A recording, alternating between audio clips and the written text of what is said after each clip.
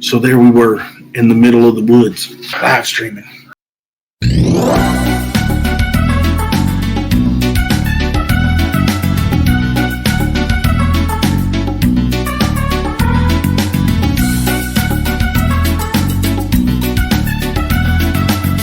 What's up, y'all? It's Cousin Chet with Dilligan. What's up, y'all? It's Cousin Chet back with Dilligan on Dilligan's Island. I think we have one episode that I left in Cousin Chet that needs to come over to Dilligan's Island because I think it really is like the beginning of this. It's like the beginning of this evolution where we're at, where we're really kind of getting into our marketplace of ideas kind of thing. Mm-hmm. And I love the focus on memes that has been kind of like our last few sessions. Mm-hmm. So, as you'll notice, we're back in a familiar place if you've been watching. Throwback Sunday. A little bit better lighting, I think, in here. Sometimes we'll see how it works out. We're just playing around, trying to figure out what's best with what we got and all that jazz. Thanks for all the love and the support, everybody that's watching. Thank you. I am seeing it. I'm realizing that I'm not getting notified of comments and things like that, so I'm going to endeavor to do a better job of reacting and things like that as well. But really appreciate everybody. If you like the new intro or the new outro, give us a like, a share, or a comment or something. Give us some feedback and let us know. With that said, all right. So we'll probably be expect some turbulence. Expect some turbulence on this episode I because like that. I've wanted to. Hey, good citizen, when you're watching this, take that clip of "Expect Some Turbulence" and put it on the back with what's his name? Our orangutan. Oh, Ken Allen. Ken Allen, yeah. Expect some turbulence. That's a good one for the outro. All right, go ahead. That's a good one. But I've wanted to broach this topic for a while now, and to be perfectly honest, I get kind of tensed up whenever I'm about to have a conversation with somebody about this because it's so pervasive.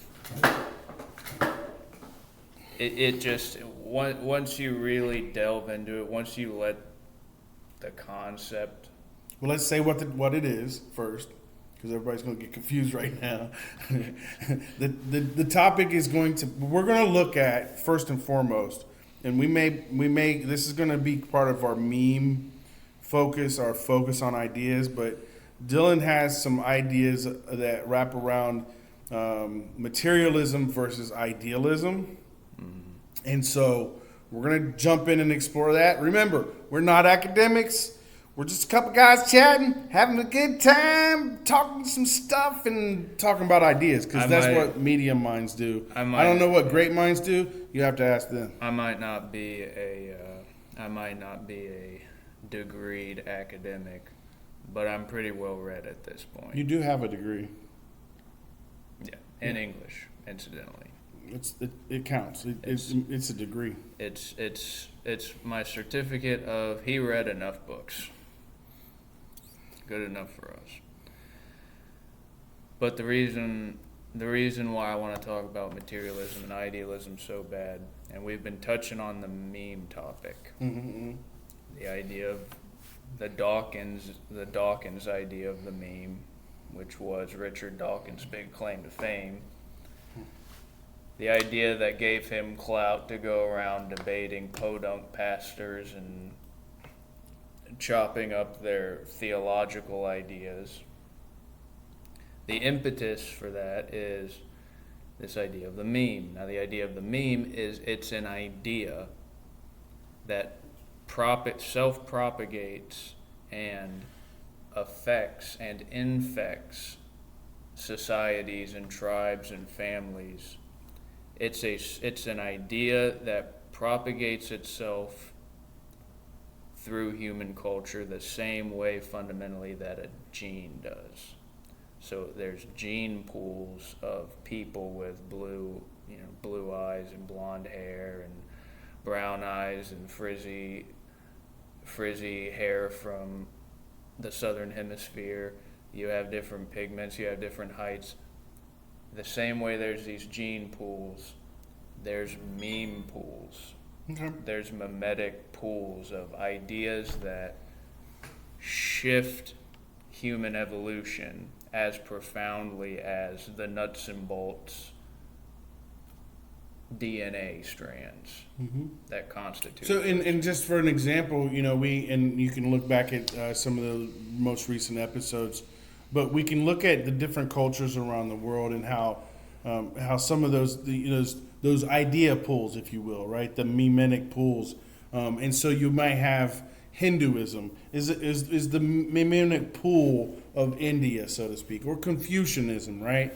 And then you have the shared ones like Buddhism that may have shared. You have the Hindu and the Islamic as they come together, and then you get the Sikhs, right? And then you have Christianity. But you have Christianity that goes to Ethiopia, and you have Christianity that stays in the Greek world, and you have Christianity that goes into the Roman world, right? And even though this one meme is kind of one meme, the cultures have taken it and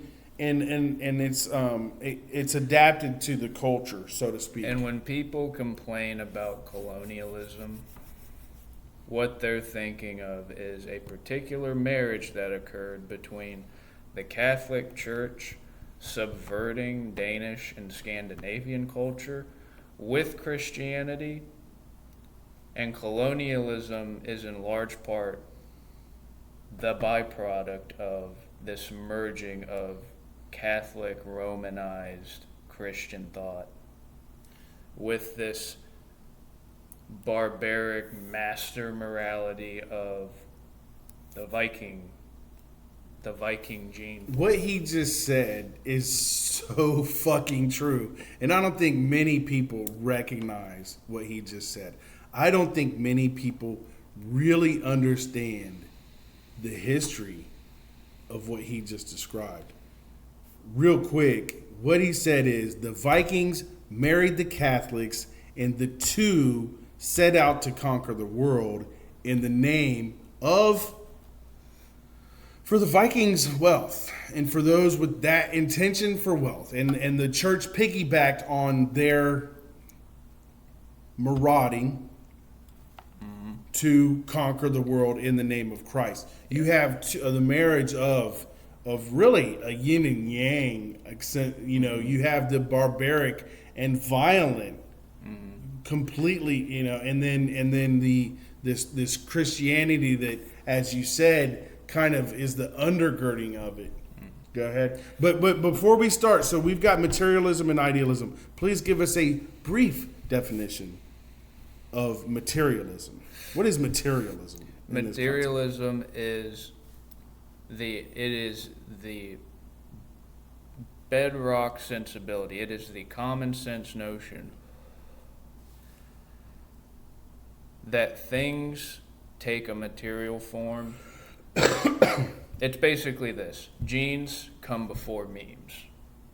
Okay, so materialism is focused on the physical world, the biological world, the observable world. It's this idea that it's the concept that ideas are this thin film sitting on top of a physical world. That's what materialism is? Yes. Okay. And so what's idealism? The exact opposite. The physical world is the substratum on top of a universe of ideas. Okay. Now, the only place you'll go where anybody even pays any lip service to that second notion is if you go to church on Sundays. And they won't even make a very hard case for it. So in a way, it's physical, metaphysical, right? Yes. There's the metaphysical, which in Greek philosophy was the idea world, right? It's the world that's not the. They would describe it as before the physical, right? And is that safe to say that a lot of Greek philosophers would say that that they were idealists? Plato's idea of the forms. He has this idea that there is such a thing as a triangle. You're not going to find anything that grows in the shape of a triangle, but it exists. Well, and but it's implicit. and he would say, like, there's the meme of a chair, but when we physically create chairs, there's all these different. But there is a perfect chair. There's an ideal chair. Yeah, there is such a thing as a tree. Right. And that thing, such as a tree, is not the same as the oak you have in your backyard. Right. The idea of the tree transcends the big tall piece of bark and leaves that sits in that you. So that's interact with. idealism, because it kind of says that the ideas are more important. The ideas are the reality. Is that what we're looking at? Like, the reality is material. The material world is, and the ideas come from the material world. Whereas the other way is saying that the ideas create the material world. There's a very famous Renaissance era painting. I don't remember what it's called, but it's basically something like the Academy or something. But you've seen it before. It's all of the famous the classic Greek philosophers, and it's like maybe over here, back in the corner, you have some Hellenistic. You might see Heraclitus and Diogenes sitting in a barrel, and then if you go over here, you might see Aristotle and Epictetus and all the Stoics. But in the very center of this painting, you have two people. You have Plato on one side and Aristotle on the other. Plato is pointing up. He's he's engaged in some discussion with Aristotle. And Plato's looking at Aristotle pointing up. And Aristotle's looking at Plato pointing down.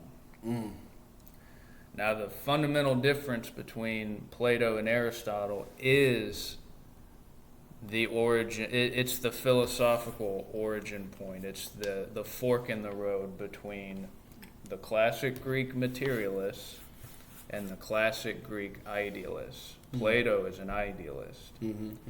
He says we live in a world of forms. We live in a world of ideas that manifest themselves through the physical substrata, through the physical stratum of the world we see, that we interact with every day. Aristotle, on the other hand, you'll see a bunch of... Aristotle is like he's really the father, the great-great-grandfather of science. Because what Aristotle would do is he would go around and he would look at every single individual tree and he would mark down, okay, the maple leaf has these sharp edges on the side of it. The oak has like these soft wavy leaves that grow off of it. These are both trees, but they seem to be very different particular trees. So he would go out and he would classify things. So it's his fault. That's his fault. It's his fault that we just judge everything and got to make everything different. Well, Aristotle's... Got to notice the differences. We can't just all be diversely the same. And Aristotle has some very practical, like, self-help advice. So he's like, all right, well, you have wrath and then you have naivety on, these are on a spectrum. So the good life is somewhere finding a balance in between the two. Like, you'll find these very practical, down-to-earth notions in Aristotle. Plato, on the other hand... Anyways, so fundamentally, if you're going to think about materialism and idealism, you should picture Plato on one side pointing up. And I'm finally starting to understand it a little bit. I think maybe it's just I hadn't been introduced to it in that way or whatever. I'm not a big Plato and Socrates guy. I think my real in-depth understanding of Greek philosophy really comes from I've listened to the Apology or read the Apology of Socrates a few times, but I go to so Socrates has been the Greek philosopher that I kind of go to, and I might YouTube loves to send some Stoic messages, Stoic philosophy and how to what Stoics did in the morning. Sticks and stones may break my bones. Is that from the Stoics? It's a stoic sentiment. Love it. Yeah. So, materialism versus idealism, and I think hopefully we've got a little bit of an understanding of what those are. They're kind of inverse the things of themselves, right? Simply, idealism is that the idea world is the undergirding of the physical world, and it's the inverse for the materialism. That the material world is the generator. It emanates, right? Like it emanates idea. It emanates these memes. Well, like I said, Because it emanates us, and it emanates heat. It emanates whatever it emanates. yeah, I get hot, I get cold, I get hungry, I get thirsty, I get horny. Like that's my reality, right? Is Right. the physical state that my body is in Yeah. right now. That's me. I am. These physical Yeah, I am the. sensations. Yeah, I am. I am the slings and arrows of misfortune. That is reality for me. Now, all that to say that there's something so beautifully ironic in the fact that Richard Dawkins is the one who coins the idea of the meme. Why is that ironic? Because Richard Dawkins is an absolute materialist. He absolutely believes that life began on the planet through a series of physical circumstances, and then at some point those clumps of cells got ideas, and then at some point those ideas started self-propagating themselves the same way the genes work. So let me kind of go do something here. So if I am an idealist, then I say God's will is the undergirding of the physical world. This universe had an idea. It has a will, right? It has a vision. It has a way it's moving, right? Because that's what a will is, right? A will is like a determined focus, yeah? And it has to have an idea of what it's going to create if we're using that, right? Yeah, But hold on.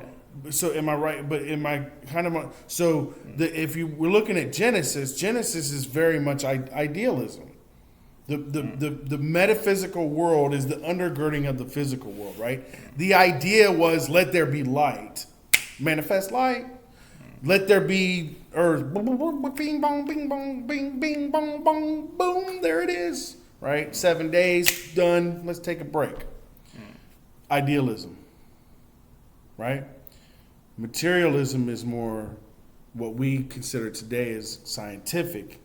It is the classification. It is looking at the, as you said earlier, the primordial swamp cesspool that is infused with sunlight, and then these weird life forms start creating other life forms, and they're like, my physical needs create my ideas of, I want to fuck a fish so that I can get out of the water. Yeah.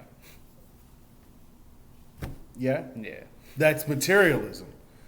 Because I'm swimming around and then I go, hey, look what they're doing. That's a good idea. Right? But I'm a physical being moving in a physical world. There are ideas out there. And some of them are good, and it's like the 100th monkey, right? The 100th monkey's like, oh, that's a good idea, right? You know the 100th monkey story? I get the idea. The 100th monkey is simply this, right? You have 100 monkeys, they're all sitting around for years and years and years. They've been poking their fingers, eating one ant at a time. Boop, boop, boop, one ant. Boop, boop. And one day, the 100th monkey, he's only called the 100th monkey because there's 100 of them, and this is a silly example.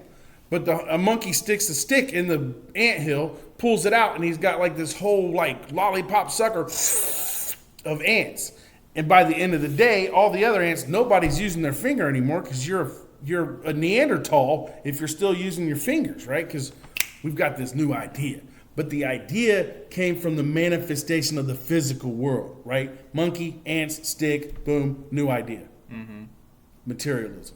That's materialism. If you don't understand it by now, you're dumber than me, and that's not hard to do. Now, here's the idealist interpretation of it. I hope that was helpful. I'm still trying to understand it. Go ahead. But the idealist, that sounds like common sense, right? Which part? The materialist perspective of, well, eventually some monkey just has an accident and figures something out. Yeah, There's a little that's what I'm saying. Like coincidence. that scientific evolution is like that materialistic view versus the creative, right? The creation. What do they call it? Creative, like The intelligent design they used to call it, right? creationism. Creationism, right? Creationism is idealism. Yeah. Is a form of idealism.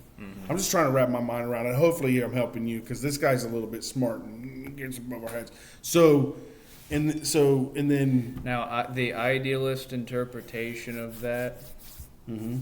that same scenario, the 100th monkey scenario. yeah, Mm-hmm. is okay. Well, there's a physical need, but there's a physical desire for food. Mm. Once upon a time, these monkeys figured out, hey, these ants are like little micro nuggets. Of nutrition. Yeah, we can eat these ants.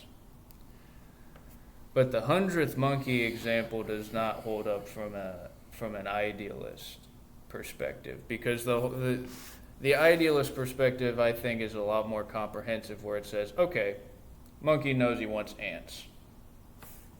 Monkey has thumbs. The monkey has hands. That monkey did not just by accident happen to pick up a stick and shove it in. He wouldn't have thought to pick up the stick unless he had the hands to pick it up. You don't see dogs picking shit up and poking things with them. But that by the framework by which that monkey lives, his worldview is very much sculpted by the fact that he has hands, and you can pick stuff up with those hands, and you can turn those things into tools. There's an idea of a tool.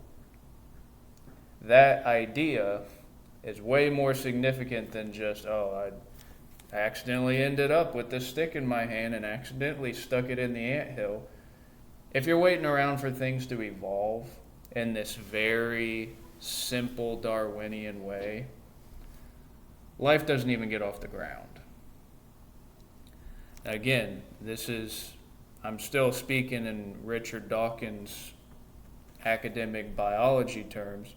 That meme of the tool, that idea has to come before the monkeys start using sticks, like writ large. But what if that was the first time that they had the idea? Because this random monkey picks up this random stick and randomly jabs it in a random anthill, and then all of a sudden they're like, "We can use tools." Well, now you're in a chicken and an egg situation. That's what I'm saying, though. Am I still in the material versus the idealism? Because to me, that's a materialistic view, right? The material world necessitated, and then it was like, boom, now we have a new idea. We have this idea of a tool, thanks to the 100th monkey. Because we weren't thinking about tools. We never even thought about a tool before. We aren't even thinking about tools right now. It's still a stick. We have not translated it to the idea of a tool that then becomes a wrench and a ratchet and a hammer and a level and a, you know what I'm saying? Mm-hmm. A sawzall. Well, we were talking earlier about this idea of violence. I'm not gonna backtrack into all that just now, but when I think of a monkey using a stick to get ants, I'm thinking of chimps. I know chimps do that. Okay. Chimpanzees, though. Are you mad at me because I just generally used monkey to describe all monkeys, all primates? I'm just elaborating. Was that primatist? I'm a chimp supremacist for the next. Go for it. I think gorillas and orangutans are better than chimps, but whatever. Well, orangutans. I'm a little partial. Yeah, orangutans are significant at the end of this little diatribe, but chimps will. I just like them because they got red hair. Chimps will use very minor tools. They'll use. They're incredibly high on the higher end of the intelligence spectrum. Right. They're very intelligent. Mm-hmm. They will coordinate raiding parties. They set patrols. They make plans together.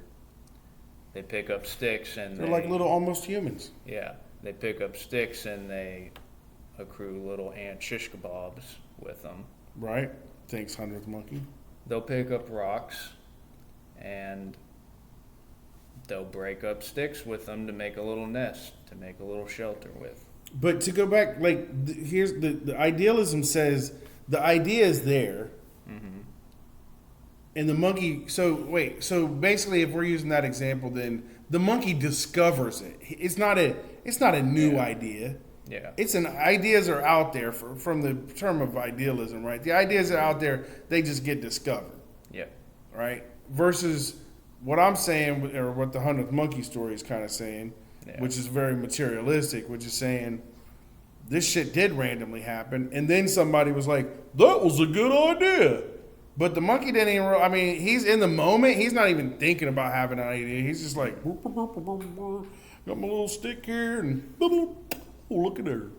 Mm-hmm. Or even at that, maybe he's just like, I wonder if this will work. It's like a long thumb. If I stick my finger in there, maybe I'll stick my stick in there. But it still is the material world kind of motivating. Yeah, and there's a material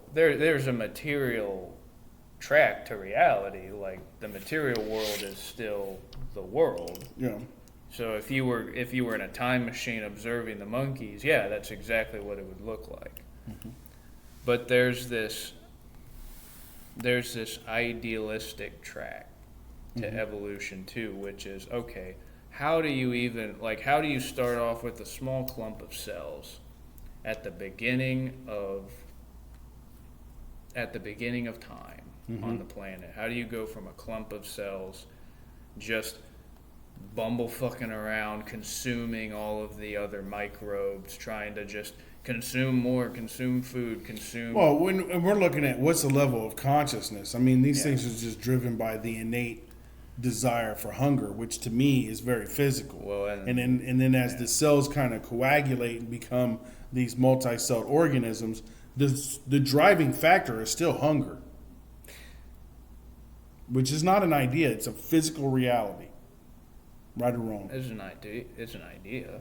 How is it? But just because I've given it a word and I've described it, doesn't that the physical hunger that's happening in my body is an idea? Because I'm going to die if I don't eat. Mm-hmm. To me, that's a physical thing. That's not an idea. That is a drive. I've given it a name. I've described it. But at the end of the day, it's a physical reality. It's not an idea. So the baby crying because the baby wailing because he's experiencing some implicit discomfort and he doesn't know what it is. Exactly. You're saying that takes it out of the realm of... I don't think the idea generates that behavior. It's the hunger, and because let me follow all the way through, because in my mind I'm sitting around hungry as fuck. And I'm just waiting for an idea. I'm thinking of anything and everything that I can to satisfy this physical thing, right? To satisfy this physical need for nutrition. Mm-hmm. And once you get real hungry, you're worse than a crackhead because you got to eat. You'll eat almost. You'll get the idea to grab a berry and let's try it. But again, the baby has to discover that. He has to discover, that's what this discomfort is. My belly is empty. The baby doesn't discover it. He has parents that understand it, and their parents are going, well, it's either he's tired, he's hungry, or he needs his shit changed. But fast forward 4 or 5 years later. Right. That baby is intelligent and complex enough to recognize, I ate breakfast today. Yes. But tomorrow at breakfast time, I'm going to be hungry again. Right. So I'm going to have food to eat tomorrow. But the physical world has identified that and created the idea to me. To me, the physical reality of hunger that is being reinforced when I have this sensation and it's reinforced and I am satiated once I consume food. Mm-hmm. Right? To me... But that's an idea. But what I'm saying is the idea was necessitated because of the physical world. If there was no physical hunger, who would have the idea to consume food? Presumably something did. And But that's what I'm the saying origin is, of life. what I'm saying is, if there was not the physical drive for hunger, there would be no need for the idea of sticking my stick in a hole. There would be no idea of hunger if there wasn't the physical need of hunger. You understand what I'm saying? The hunger in this one, I'm standing very firmly that hunger is not an idea. Hunger is defined by humans, but it is a physical reality that then generates ideas, like, because I have to satiate this drive. I'll counter that I'm listening. because, again, it's not that there's no material world and that there's no world of ideas. I'm saying it's that they are completely interchangeable. And for instance, with hunger, yeah, if you had some magic being that never experienced hunger and always retained perfect physical homeostasis and never lost any nutrients, Right. hunger would not be a necessity. Which As it is, which informs me that it is a material. It is the material that. as it is, there's nothing alive that doesn't have an exchange of energy and calories. Anything that doesn't need to consume to maintain homeostasis is a rock. Which supports It's my idea raw that it's matter. the physical need to consume nutrition. Now, once upon a time, presumably there's nothing on the planet. It's just chemical soup. It's a few solids and some liquids. Nothing's defined. It's just dark, raw matter. Mm-hmm.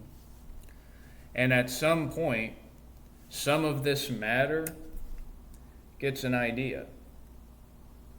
I can absorb some of this other matter, and then I'll have more matter to work with. See, I'll grow. I don't think that primordial soup had any kind of consciousness to have an idea.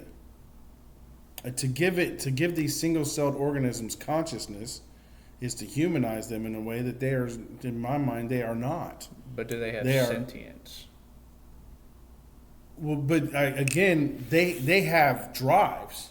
They don't know why they're hungry. They just know they need to consume or they're going to die. They don't know that, actually. They're just driven to fucking consume.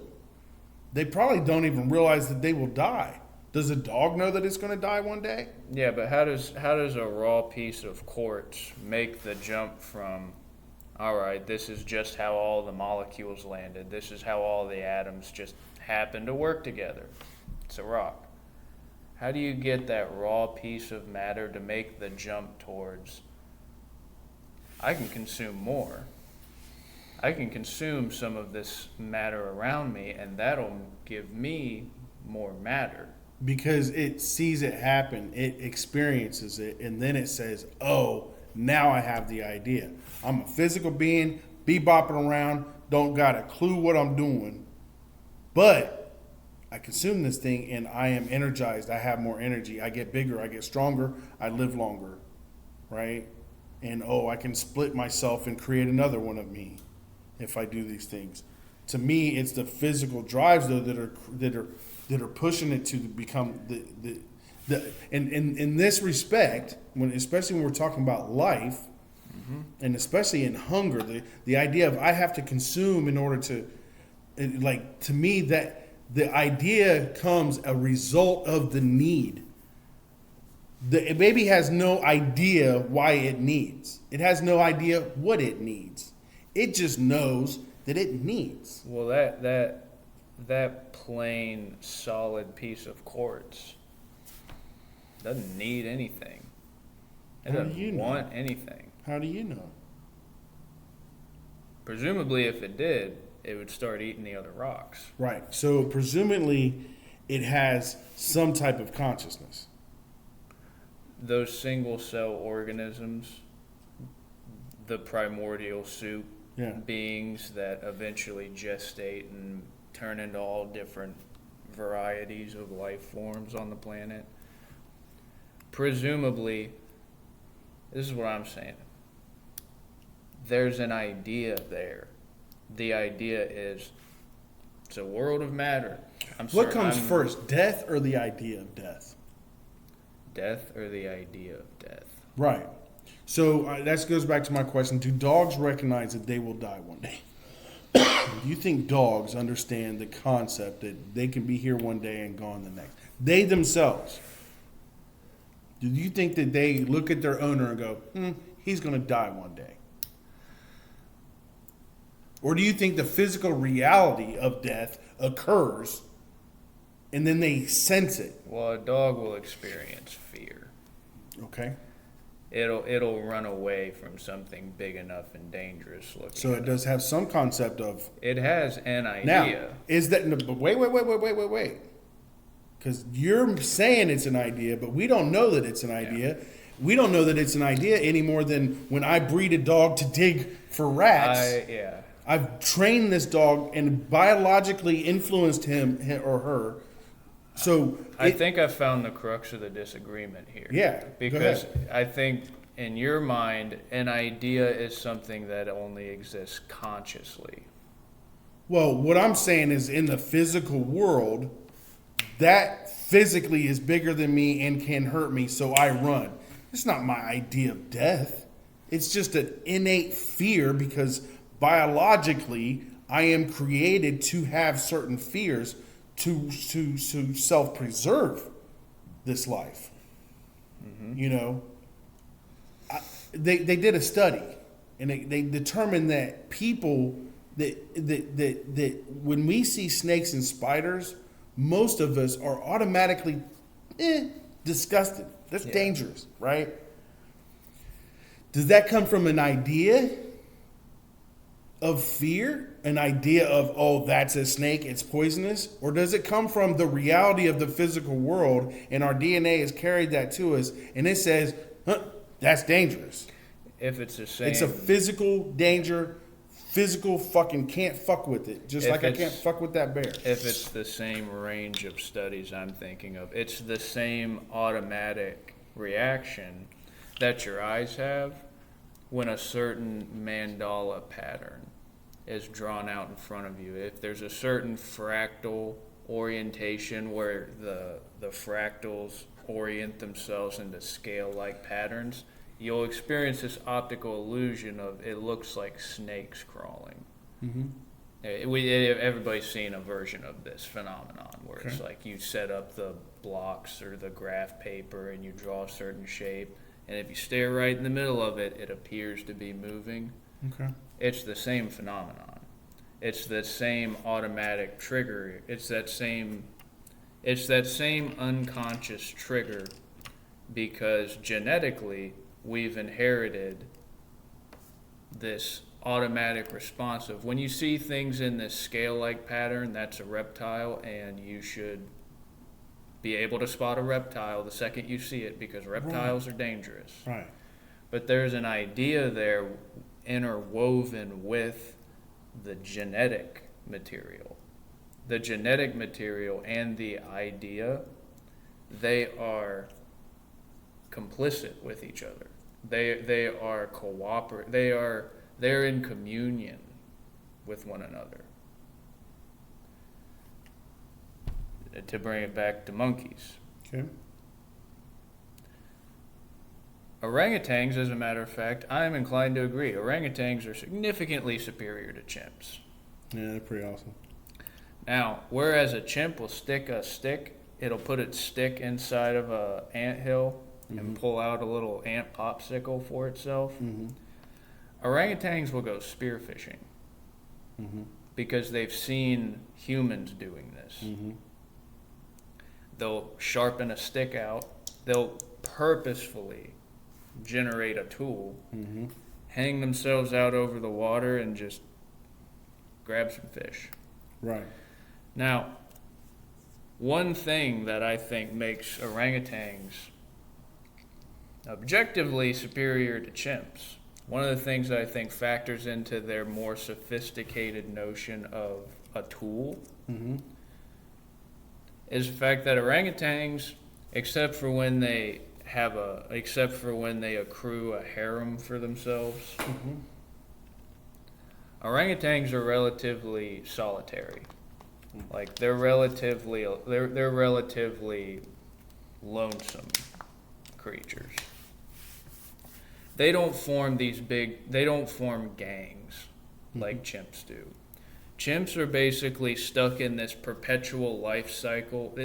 Chimps are basically the side of the ape family that discovered war and never moved on. Mimetically, like anybody could look up a version of this story, but there's been plenty of people who buy themselves a baby chimpanzee and they dress it up. They take it on walks at the park. It's just like their little, their upgraded fur baby. And it's a story as old as time. They raise this chimp. They get along great with it. It's a well-behaved chimp. It's smart. It understands what you want better than a dog does. But that chimp hits around 8 years old. It reaches puberty. And that's when the chimp owners end up getting their testicles ripped off and their faces chewed to pieces. Is because that's what a chimp does. A chimp reaches puberty, and suddenly the idea that switches on is, it's a fucking dog-eat-dog world. Hold on, you're equating ideas to biological changes. Yes. And that's where our difference is. To me, that dog that runs away from that bigger animal is not doing it because of an idea. It's doing it because of a physical need. And so that's where our biggest thing is, because you're equating biological functions to ideas. Yeah. And you're saying I hit puberty and that's because of an idea, but it's not. It's a physical function. Functions. The ideas come after the physical function. When my idea is, ooh, I want to put my penis in that woman. That's the idea. That's a function. That's the idea. Yeah. Because I want to satisfy a need that is a physical need. This is an idea, right? Because I'm not going to have this idea if I have a pussy. And again, I right? think Hold on. I don't have this idea if I have a pussy, right? If I physically don't have a penis, then I don't have the idea of putting my penis in somebody. Again, the crux of the disagreement is that you seem to be under the impression that ideas can only be conscious thoughts. No, I'm trying to understand why you think that physical, biological functions can be defined as an idea. Because otherwise the piece of quartz never reaches the point where it thinks, oh, I can consume other pieces of matter. That gives me more matter. But what I'm saying is the physical need of hunger, the physical need to consume, whatever that driving force is not an idea. That's the difference. You're saying that driving force is an idea. I'm saying that driving force is a physical need that I don't have to know or understand or be conscious of.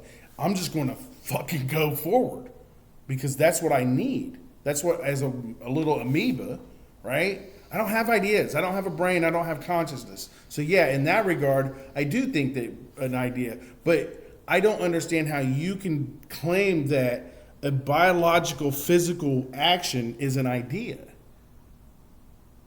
Because what caused it? What do you mean what caused it?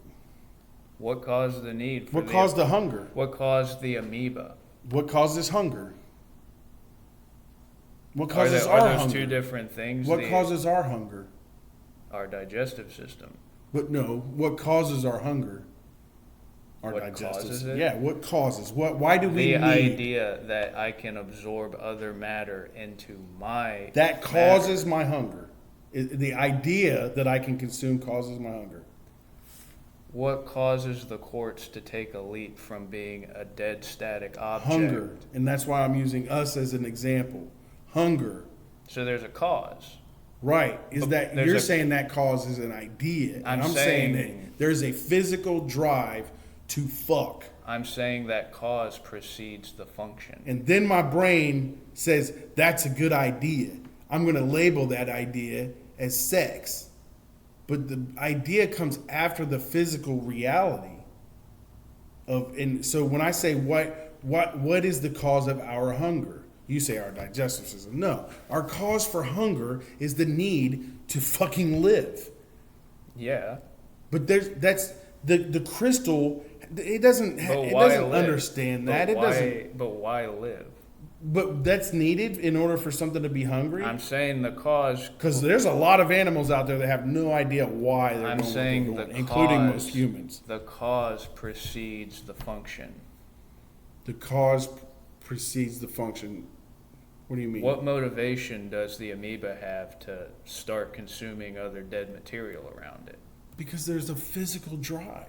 But where does the drive come in, and where does... Because that's what life is. Because that's what being a physical being is. If you're going to be a physical being that is any sort of sentient, right, then you're going to have the physical need to consume nutrition.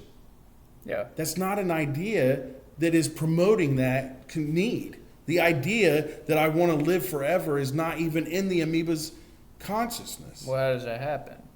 What do you mean? If we knew, but I'm saying, what do you mean? How do you get hungry? And that's what I'm saying. I don't buy this idea. You think that your hunger is an idea? Yes. So if you just stop thinking about hunger, you won't get hungry.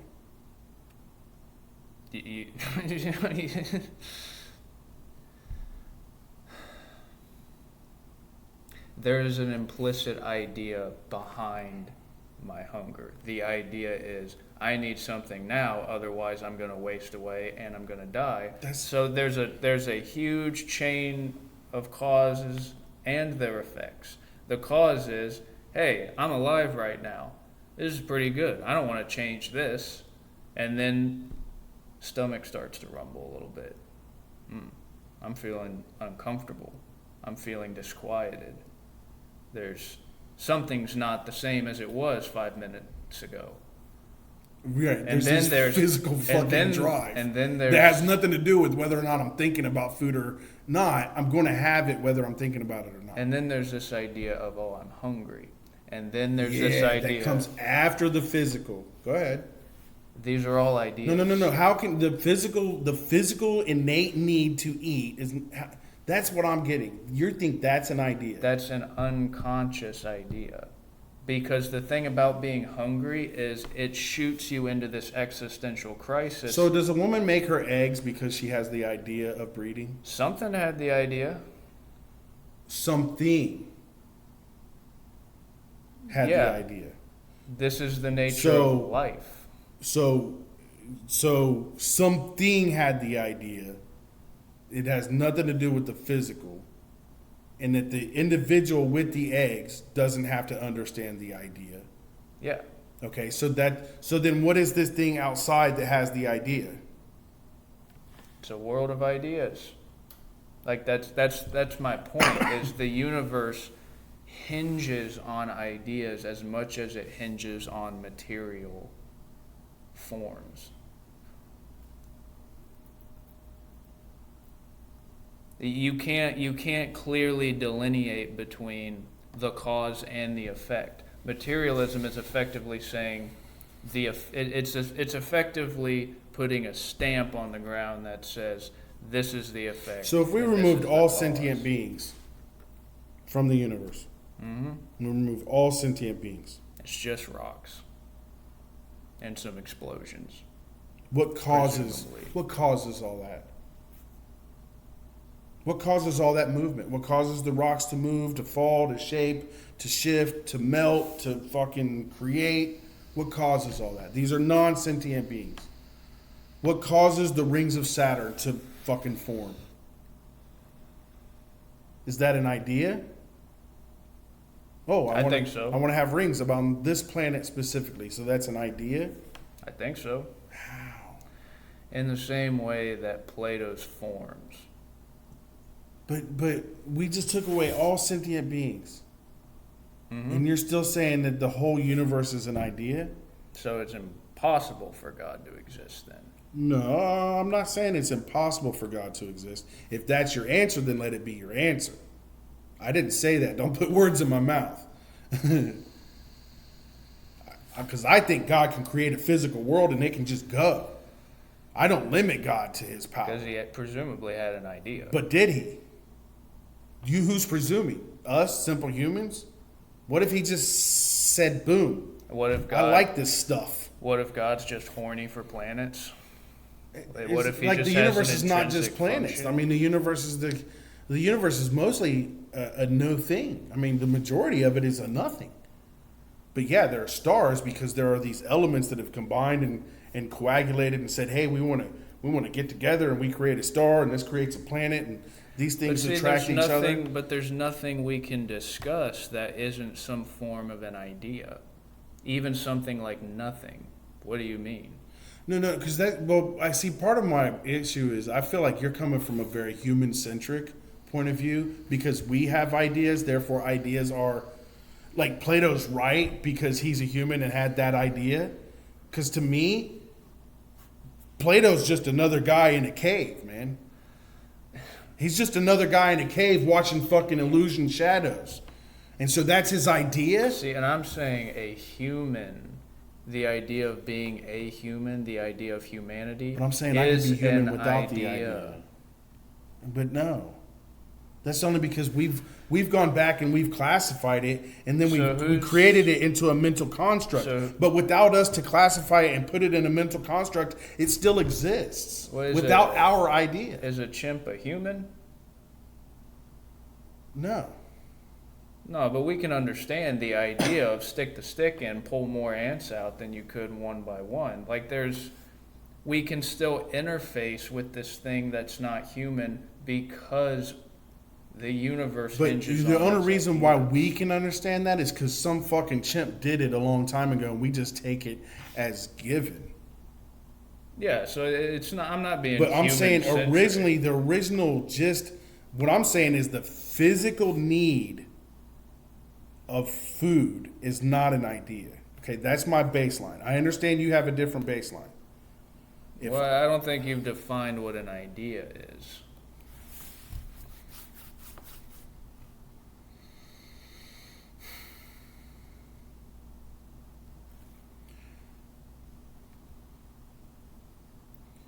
I'm hungry. I have a physical need. Mm-hmm. That's a conscious idea. That's not an idea. This is a need. It's not an idea. I'm defining it doesn't make it an idea.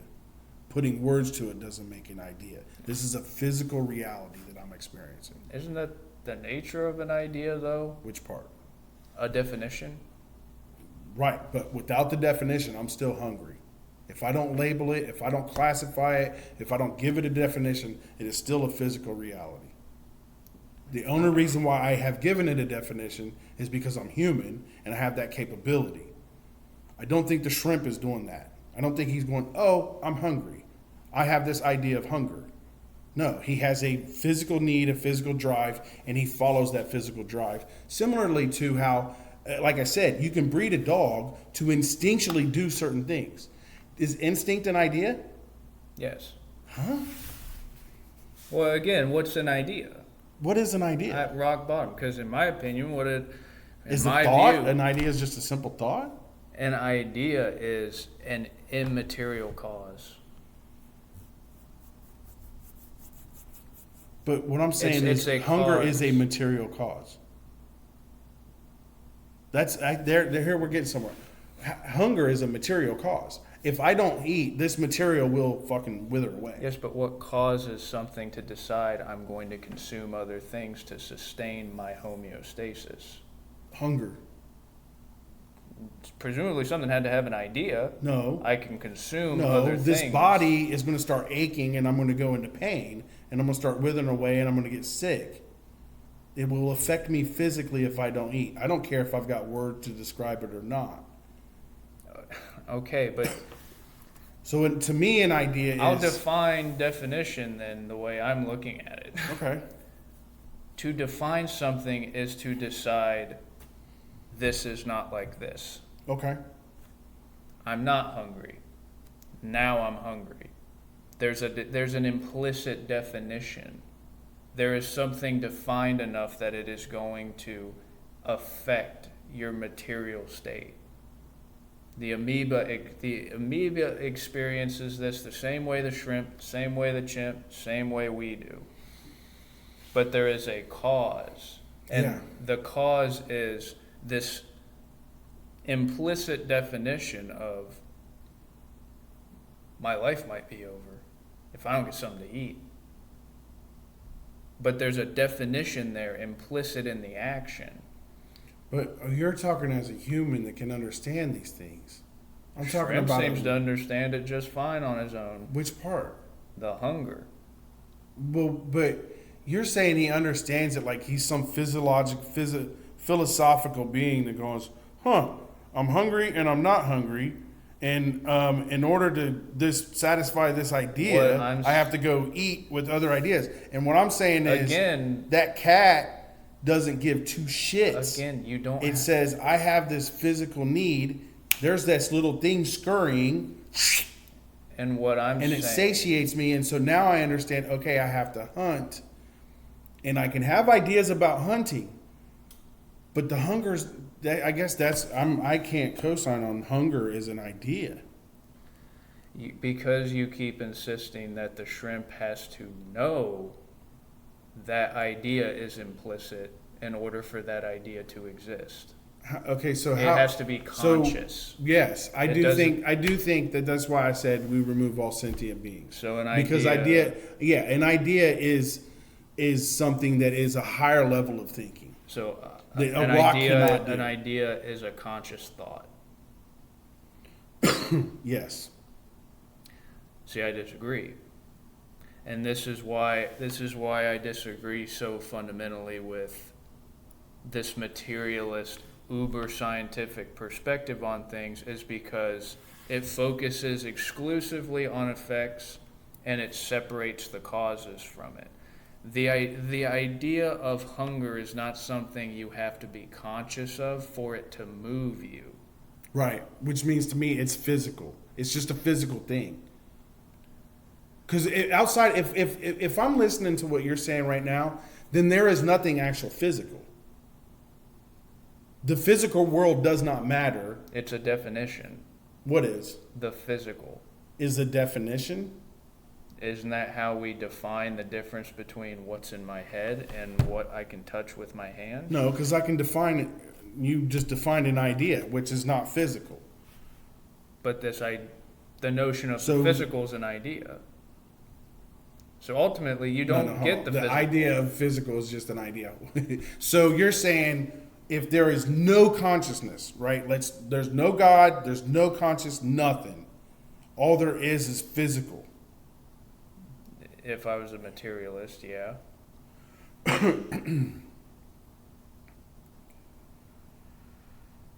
What I'm saying is all that can't exist without an idea. If we're going to say that there's some grand being that has to have an idea for the physical, I get that, because that's Christianity 101. It's not Christianity. Well, it's religion 101, it's metaphysics 101. I get it, right? But what I'm saying that is, is what I'm saying. And what I'm saying is that the physical is generating the need for understanding, the need for creating ideas. What I'm saying is, to me, hunger is not an idea. And what I'm saying is that my sexual drive is not an idea. I have ideas about it, but I didn't generate it. It's in me. It is a physical need. It is a physical reality that if I don't breed, we die. I don't have to know that. I don't have to be conscious of that. I don't have to have an idea of future generations. I don't have to have an idea of what will happen in 1,000 years. I have an internal drive that says I have this need and it needs to be filled. But it doesn't have to be conscious, is what I'm saying. You're saying the idea doesn't have to be conscious. Yeah, I'm saying exactly what the renowned biologist Richard Dawkins has to say, which is these ideas propagate themselves the same way that genes do. I'm taking that to its logical conclusion. Well, we've been disagreeing about this for several weeks, but yeah. Well, which part of that breaks down logically? What do you mean? My notion that the idea or the immaterial cause precedes the physical effect of hunger. Because I'm saying, you can have the idea all you want. If you don't have a physical being to be hungry, then it doesn't matter what you think.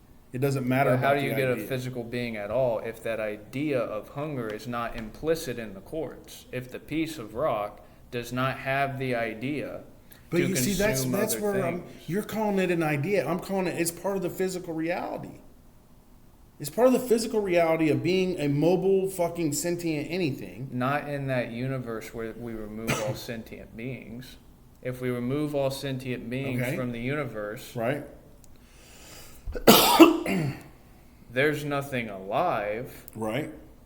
in a way that can be defined because there's Whoa, nothing. whoa. Nothing alive that will define other things because it's nothing sentient. Nothing will define nothing's itself. conscious. Nothing Right. living. There will be nothing around to define itself Correct. Or other things. without that implicit function of what hunger is getting at. Well, I mean, I think if you're going to have a sentient being, then it needs hunger, right? So rocks aren't hungry. The cause has to precede. But hold on, The we effect. just took out all sentient beings, so we're not going to have hunger. There's not going to be an idea of hunger in the rock, or in the sand, or in the sky, or whatever else is there. The water is not having, if we're not having any sentient beings, then there is no idea of hunger. Or we could get even more woo-woo about it and look at it from the perspective of gravity. Bigger things consume the smaller things all the same. Right, physical. These are all physical phenomena. There does not have to be an idea behind a bigger thing smashes a smaller thing. Now, okay, now this is where I'm going to bring in my gentle introduction to quantum physics. Because the thing is these materialist scientists, these theoretical physicists, for the last 60, 80 years, there has been this domain of science called quantum physics. Now, what they found, when you break things down to their smallest possible level, that's what the quantum is. Quantum is the individual parts, individual things that can exist. Now, here's the thing. Things don't follow natural, physical, Newtonian laws. They don't follow a physical or a physics model. When you break them down to their smallest possible components, what you'll find is phenomenon like, this is what the Schrodinger's cat example is getting at, is you get to this point where you have a single photon, you have a single piece of light, an individual unit, and you think you're going to sit down and you're going to study this light particle. Well, I'm summarizing a lot when I say this, but fundamentally, the riddle of quantum physics is this realization that Schrodinger arrived at. I'm talking about Schrodinger, I'm talking about Dirac, I'm talking about Heisenberg. These pioneers of theoretical physics. Excuse me. What's had them so squirrely for the last century is the fact that at some point they all had this realization that you cannot measure that photon. You cannot measure that light particle, that beyond microscopic piece of the universe. This single photon. You cannot measure that thing without changing its state. It's a particle. Because if you stop it, it is no longer itself. Go ahead. Yeah. That's as soft an introduction as I think I can give to how squirrely things get, because I haven't even mentioned things like the double slit experiment. Well, in the double slit experiment is basically if you put a light and you try to follow these photons, there is no predictive path that they will go in. every time you do it, there will be different ones that go through the different slits. Yes and no. It's actually more creepy than that. Okay. The premise behind that experiment, this is me paraphrasing. Mm-hmm. So go look it up for yourselves if you're actually that curious. Mm-hmm. There's a really good physics book called it's something along with Alice in Wonderland. They go ahead and they jump on that. Really good book for and I have to look it up. Somebody put it in the comments if you find it. I vaguely know what you're talking about. Yeah, go ahead and. But anyways, the conclusion of the double slit experiment is that you shoot a beam of light through an open slit. It'll shine through the back, and it'll register normally like any other beam of light.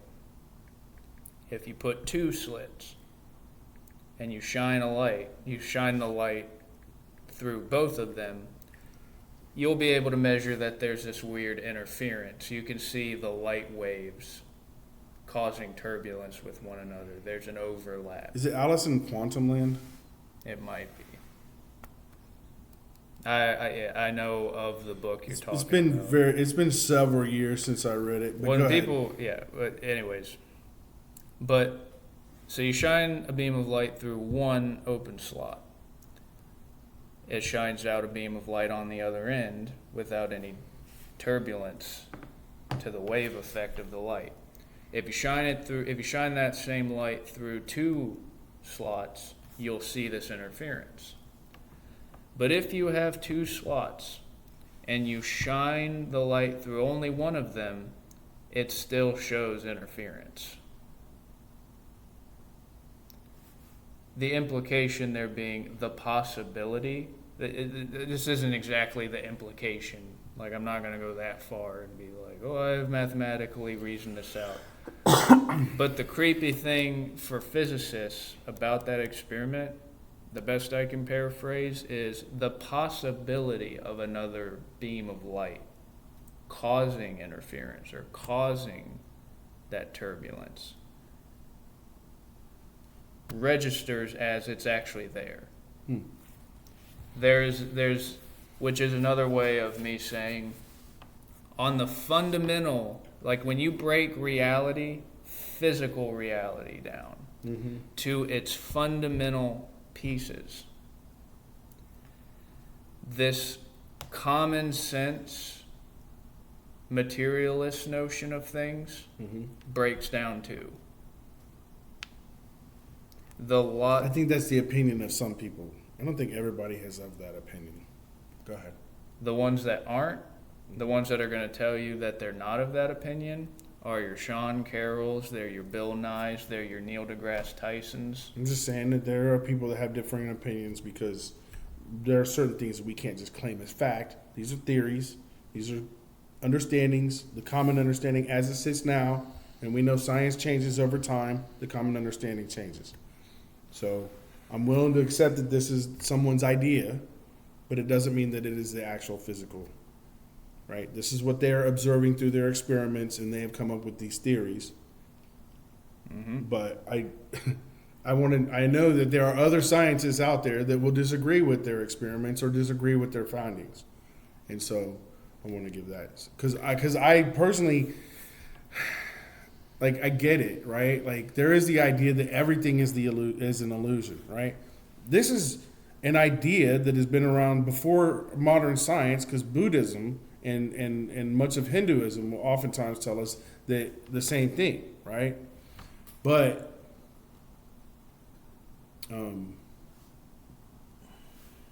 there is a reality. Just because you and I see it differently doesn't mean that it doesn't exist. The tree that falls in the forest actually does fall in the forest, and just because there are not ears to hear it does not mean that it didn't make vibrations and sounds. It just means nobody heard it. It made vibrations, but presumably there's no sound because Of course nobody there's was there sound, to interpret it. Just because no one's there to that's a fundamental difference I have. Just because no one's there, just because a human is not there, doesn't mean that it didn't make a sound. Because the fact of the matter is, if a human was there, it would have heard the sound that was made. Because a sound was made. A sound was made. Just because no one heard it doesn't mean the sound was because made. there's an unconscious idea that a clump of cells had to turn themselves into an eardrum and process to process aerial vibrations in a way that communicates an idea. Oh, Well, shit, the see, tree I fell would down. say that because of the physical need of survival, these cells developed in a way that they could interpret vibrations. It wasn't that they had an idea; it's that they had a physical need, and then that physical need turned into a physical reality. Different ideas. I don't look take- at that as an idea. See, I think evolution is I- a series of competing ideas.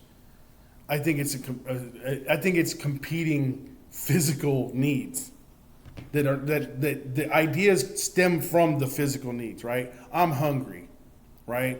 How am I going to satiate my hunger? Now that's where the ideas come in. Am I going to pick berries? Am I going to grow food? Am I going to hunt mammoths? What am I going to do? I have several options here because I am a sentient being, right? Now I have an idea. What's my idea? Well, I think today I'll hunt nuts and berries. That's the idea. The physical need is not an idea to me. The physical need of hunger is not an idea. It is a physical reality that all bodies, that whether they're trees, are trees sentient? Yes. Okay. Whether they're trees, a carrot, or whatever, its natural, biological, physical function is some type of nutrient processing.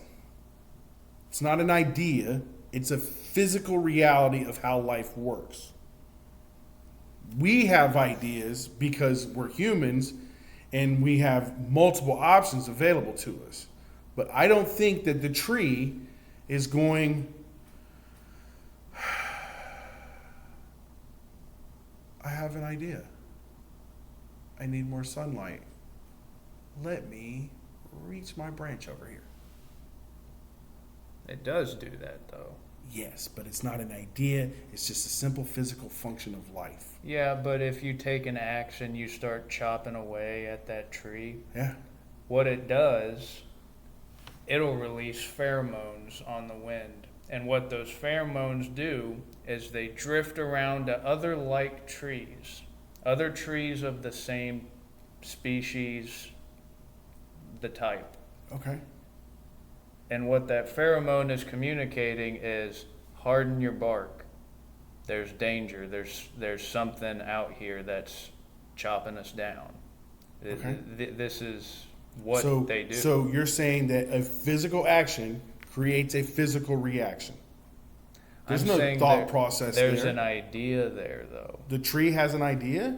It sends Or a it's just signal. it's just doing what it physically It does. sends out a signal to other trees that there's danger. But what I'm saying is it has that physical reaction because it is physically made that way. It is, yes, an idea must be a conscious thing. I'm sorry, but to me, an idea has to be. I have to figure something out. I have to do something, and so I'm going to have this idea, and then I'm going to plan it and execute it. And I'm saying that life is not like that. I'm saying life is like over time that tree has been built to do certain things, but it has no consciousness. It has no idea what it's doing. It is just doing. The tree is just doing. It's not an idea. It's just its physical life. This is what it does. You know, it just like when a tornado comes through and it rips the branch, there's not an idea. The tornado's not going, hey, I got this really cool idea. I'm going to rip this fucking tree apart. Nor is the tree going, hey, I got this idea that this tornado is physically going to rip my arm off.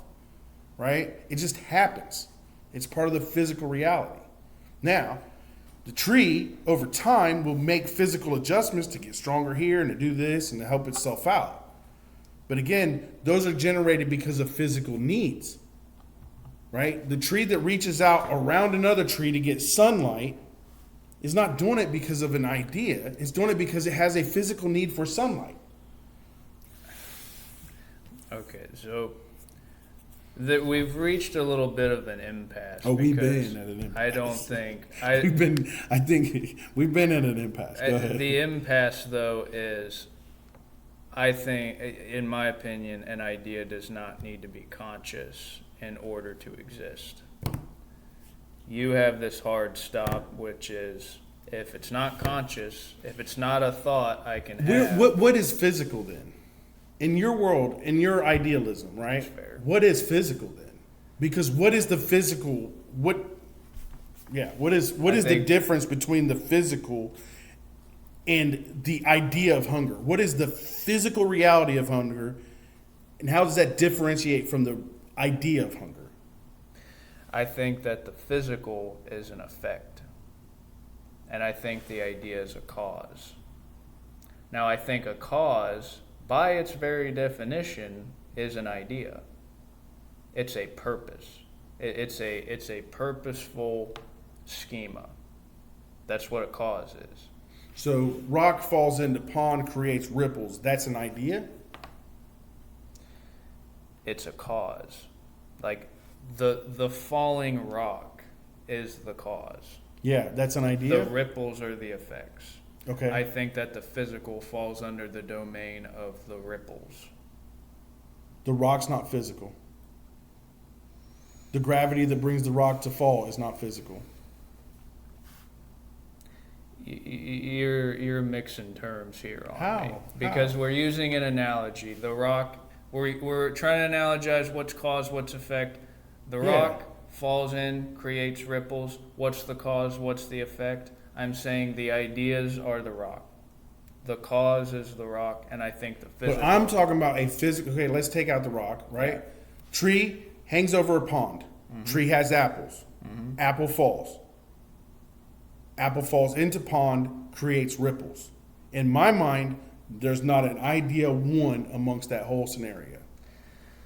In my mind, that's all physical actions that are occurring, physical cause, physical effect. The physical fact that the fruit is ripe and now it's too heavy for its stem and it falls into a physical body of water that creates physical ripples. I'm not making a religious point. But just humor me with my example right there. Where's the idea in that example I just gave?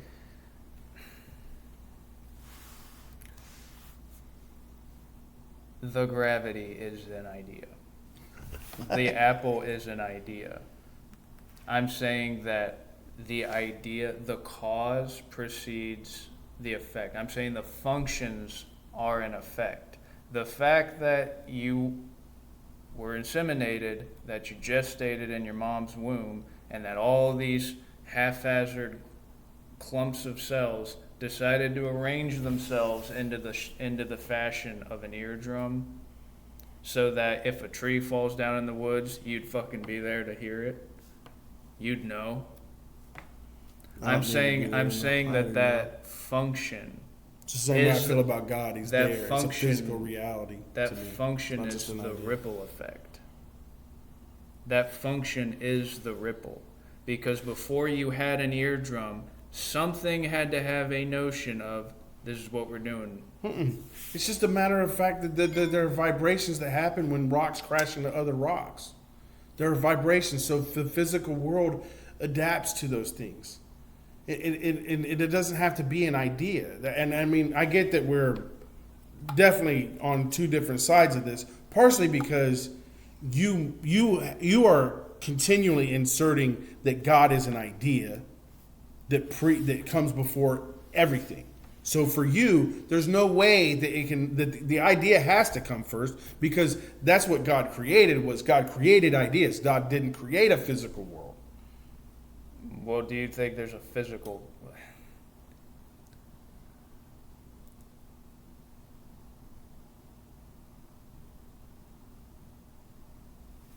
I don't think I'm entirely understanding what your disagreement is. Well, I think that what I'm not really right now. I'm not trying to disagree about anything. I'm trying to understand that your perspective is God comes first. God is the prime cause. And your definition is God is an idea. I think a better way to put it would be God is that idea of where the idea, God is the notion of the idea meeting the physical. I think that God is this prime mover that so many philosophers have waxed poetic about over the ages. This idea of the monad, the one, the all, the first and final cause, the alpha and the omega. I think that is an archetype that has resonated across all human cultures through prehistory. I disagree with that. Go ahead. Because the Godhead is not part of Hinduism. The Godhead is not part of Buddhism. It's not part of Confucianism. It's not part of Taoism. Eastern philosophies do not always look at the world the same way that European Christians do. Not everybody has a Godhead. Yes, they did. Well, we know they didn't. No, they don't. The one of the basic foundations of I'm Buddhism saying and all Hinduism those- is Atman or non-Atman, right? All of these religious notions, though, have a similar origin point. They all stem from the same impulse to go out and... I will agree in this, that they are part of a physical world and they start asking why, and so they start generating ideas to understand why. But they're rooted, they have the same roots. Because if you go back and you peruse these documents that they have left over from ancient Sumeria, look, I mentioned... think a lot of Buddhists would I mentioned a disagree few weeks back... with the idea that they have a Godhead. I mentioned a few weeks back how Zoroastrianism, basically the OG Monotheism. Persian, the Persian, the prehistoric Persian religion, and Hinduism, they're in dialogue with one another.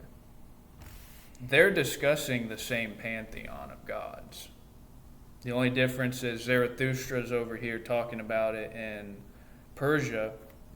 He speaks a slightly different dialect, and he's around a slightly different culture of people than the ones over in India. But he's talking about Asheras and Devas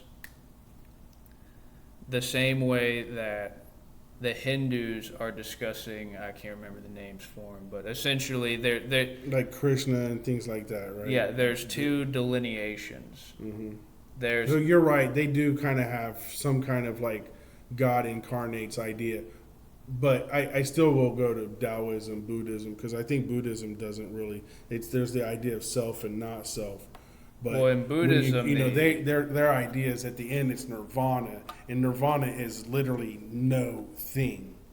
yeah, Right? and It's that's nothing, but it's no thing. and that's why in Buddhism, Buddha's whole But regardless of that, my point is that I understand that I'm not coming, when I'm looking at the physical world versus the metaphysical world, and specifically not the metaphysical world, I'm looking at ideas. And how I do define an idea is, it is this thing that is generated, and it says, aha, I can create this fucking machine that will, if I attach a hose, it will suck up dirt.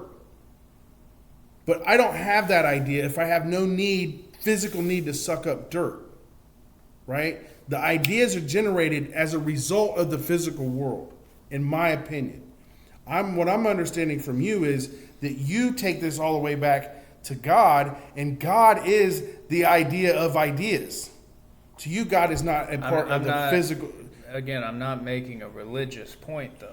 That's fine, but you, in a way, you are, because you're saying there is a God, and He is the prime origin cause. point. He's and because He's an idea, then that means ideology wins, because this is the origin point. Yeah, but I'm not saying this is Yahweh. I'm not saying I this don't- is I don't- it Krishna. doesn't- no. I'm saying You're the saying- idea is coherent. You're saying that there's an idea Yeah. that has an idea, and that idea creates a physical world that is not actually a physical world to you, because the apple's an idea, the river's an idea, the pond's an idea, the physical world is an idea.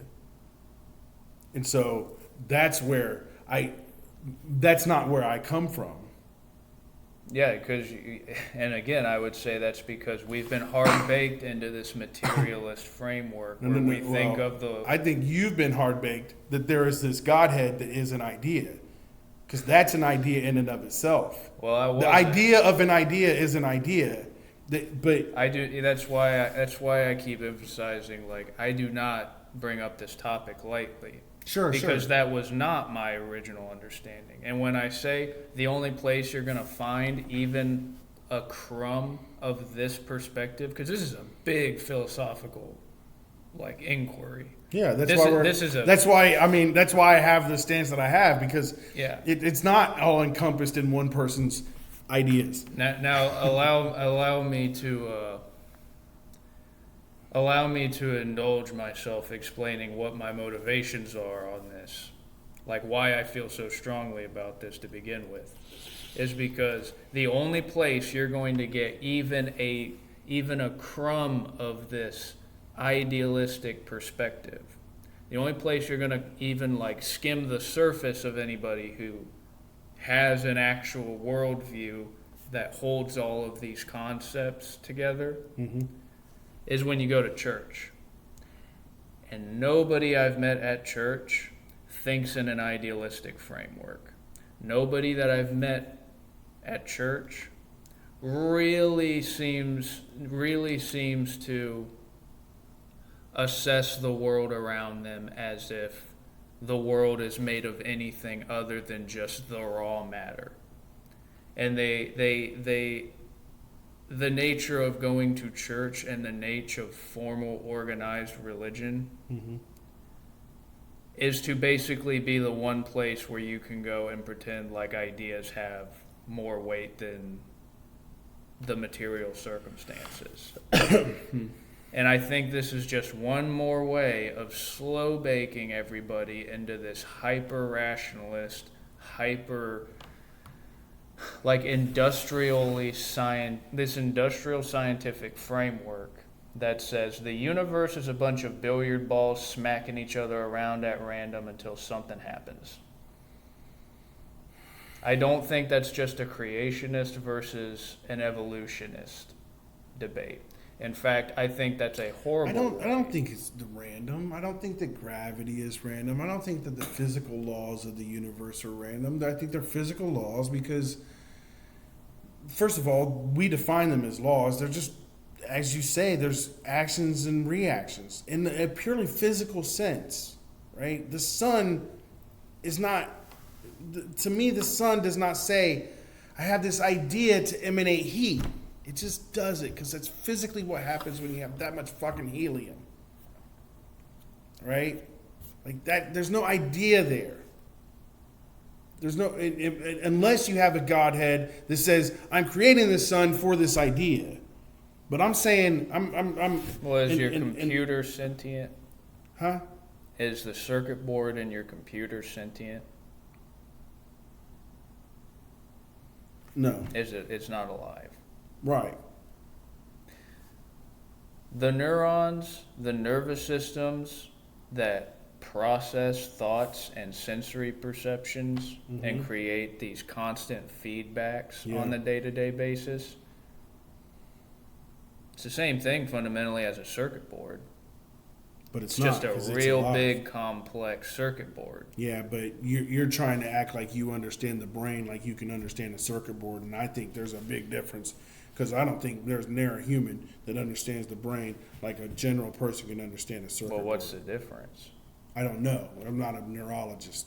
But there's a biological difference, right? This is a biological thing. It is not a physical circuit board. It is a physical biology. This is not man-made. This is God-made. This is nature-made. But it doesn't mean that and it's way more complex than that fucking circuit board. Right? But what the nuances of the way that it works. But what fundamentally is the difference between the way a whole bunch of systems within systems that turn themselves into cells, and then those cells that systematize themselves into organs, and then those organs that overlay themselves with skeletal structures, and then introduce this complex nervous system? At a certain level, if you're breaking all that down into systems within systems, What is the computer if not just a very simple system? Okay, Just it's like a the system, but it's organic. not a biological.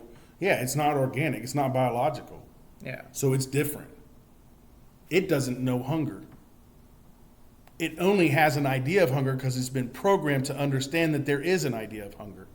Does it have an idea of hunger, or does it just have? If it will tell you it does, because I can guarantee you type into ChatGPT and it'll tell you what hunger is, but the only reason why it knows that is because it's been input in it. It doesn't have the physical desire of hunger. It will never know hunger. Because hunger is not an idea to know, it is a physical reality to experience. So, That but is a fundamental difference. So to it doesn't have ideas, but it carries ideas. whatever ones that have been input into it, yes. See, now you sound like the idealist because you're saying that the computer is capable of holding an immaterial thing inside of a physical self. Yeah, because it's a computer and that's how it's programmed, yes. That's the physical function of a computer, is to take our ideas and hold them. Well, what's But the, it what's is the just difference physical. between, again, what's that difference between the computer and our Biology. heads? Biology, life. What There's no changes- life in that. Is what that changes sentient? it? What does do you that mean? change, though? What do you mean? You're still a whole bunch of matter. The physical reality of life is the fundamental difference between me and a machine. See, now it sounds to me like you're saying Life is a physical experience. it's an idea. I didn't say It's an a idea. system of ideas, I didn't say life is an idea. but it's an experience. It is an experience. Yes, you are experiencing the physical world. The experience will generate ideas, but the physical world is not the idea. The physical world is a thing that is being experienced. See, and And that as a result of it, because of the way that this biology works, when I see a rock and it's in my way, I have to come up with ideas how to get over, under, around, or through it. Because it is a physical thing. The ideas are not the physical thing. The ideas are, so there's a separation between ideas and an experience. How do you experience something without ideas? you have to have ideas to have an experience. Right? How No, do you- you what just is- take it in. You just take it in. You're experiencing it. What do The you- flower is not going, oh wow, the sun's really awesome. This is a beautiful idea. Well, how do you know? It's organic. It's an organic biological form. Again, do you think a dog has the awareness of fucking death? Do you think that dog is walking around going, I'm going to die one I day? think it's unconscious, but yeah. Because when a dog is getting sickly and it's getting ready to die, it'll go off and hole itself up all Because by the itself. physical prompts it to behaviors. The physical is prompting it to the behavior. The behavior is the effect, if you will, the idea. But the physical reality of death is not an idea. It's the fucking reality. You're going to die. We are going to die. That's physical. There's no idea. I don't give a fuck if you think about it or not. I don't care what. It's a physical reality. Life stops. The energy within this body is not an idea. It's energy. The animating force is not an idea. It's a force. It's a physical force to me. Could you say that's a will?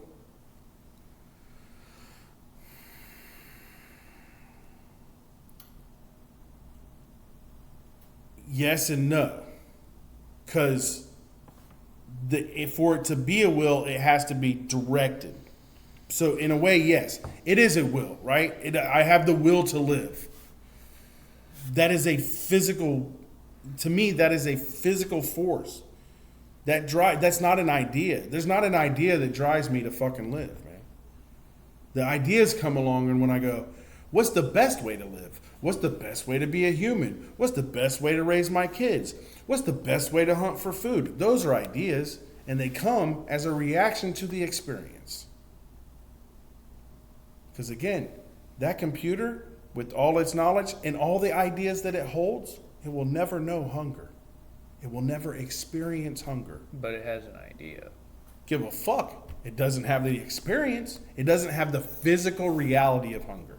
It will never know the physical reality of hunger the way that a child who hasn't eaten in 3 days will know physical hunger. That's not an idea for that child. Because I guarantee you, if it was just an idea, the child would be thankful if you could just not have the idea. I would love to get rid of this idea so that I don't experience this pain. Because that pain is not an idea. It is a physical pain.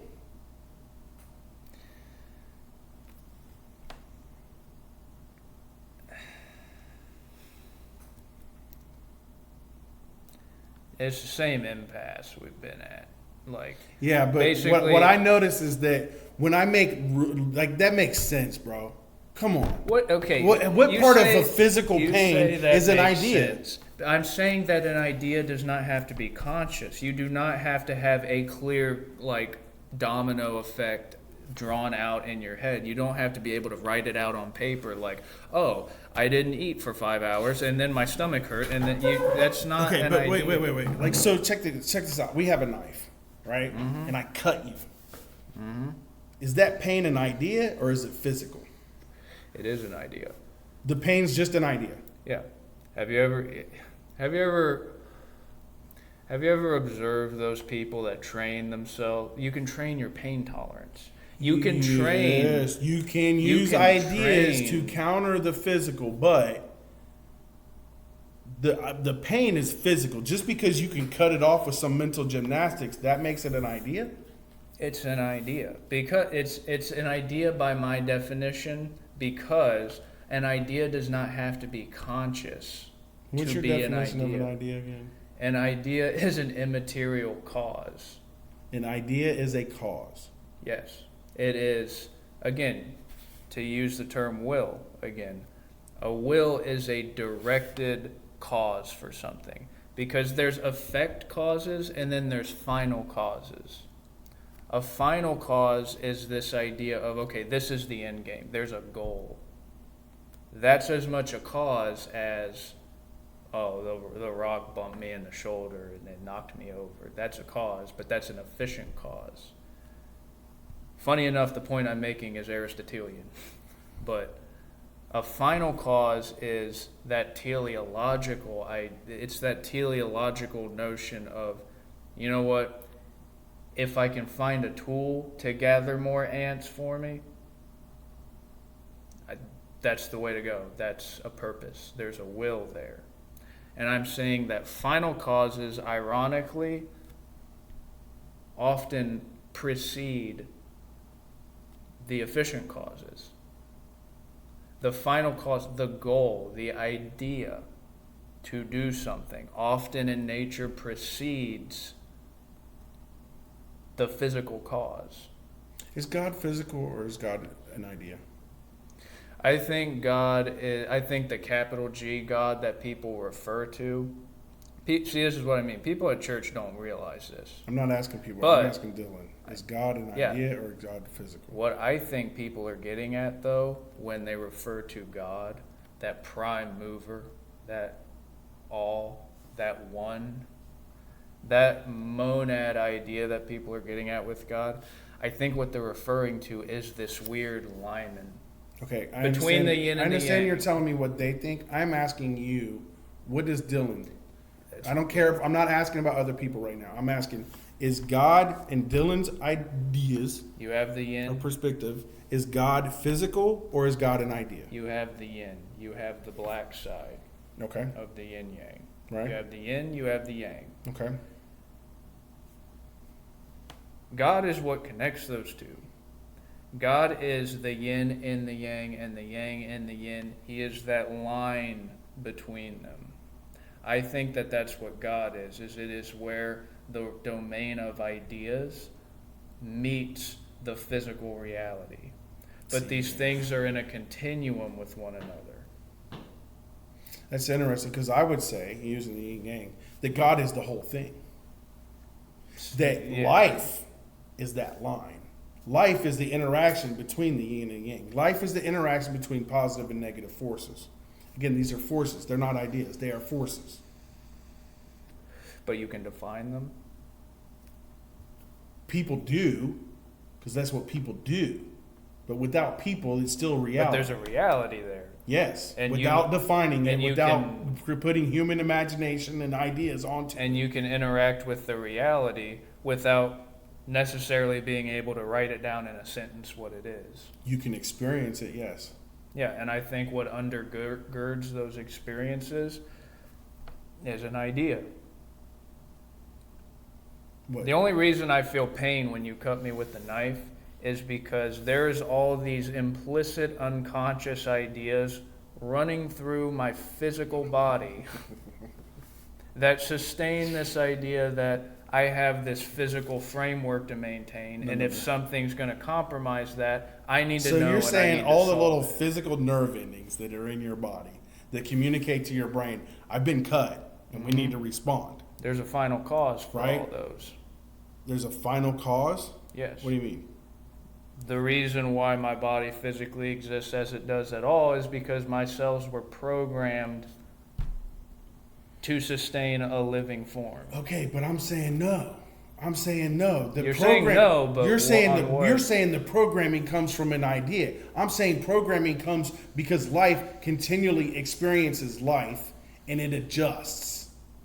It's not about ideas. It's about I need to make moves so I can survive. I need to be able to hunt food because I have this physical fucking drive that says if I don't eat, I'm going to die. Right? This is a physical reality. I don't eat, I'm going to die. But there's a final cause there. What do you mean a final cause? Why does there There's have to a be goal. There's always a goal if you're alive. There's an implicit goal of I don't want to die. What do you mean so there's the goal. Being alive means there's the goal to stay alive? Being alive means there's meaning to that reality. Being alive means there's something here. Even if it's just little old me, if I'm alive, I'm here to define the universe I live in. There's an implicit final cause. There's an implicit idea to living in a physical form that has to precede anything bothering to start consuming other scum off the bottom of the primordial soup. Yeah.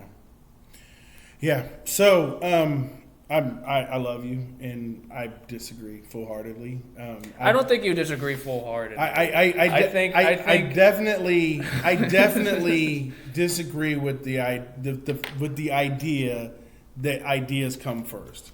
I think that's and then if I go into it anymore, we're going to continue it, and I think and it's okay, right? It's okay for us to have a difference of opinion about this. Yeah, no, you don't have to agree with me, even though I know sometimes I come across like that's dumber than shit, and I apologize for that, and I love the way you handle that with me, and you do a real good job, and that's I think one reason why we get along so well because you don't take me personal, and I think it's easy.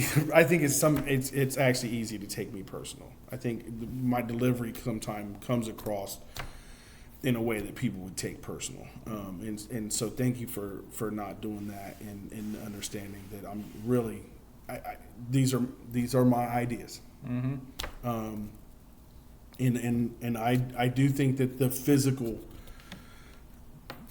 as we discussed, there's a spectrum. I think it's somewhere in the middle of what we're both saying. Well, and I think that's what Nietzsche's referring to is that notion of the material precedes the domain of ideas. I think I've come to this conclusion. That's what Nietzsche is referring to when he says God is dead.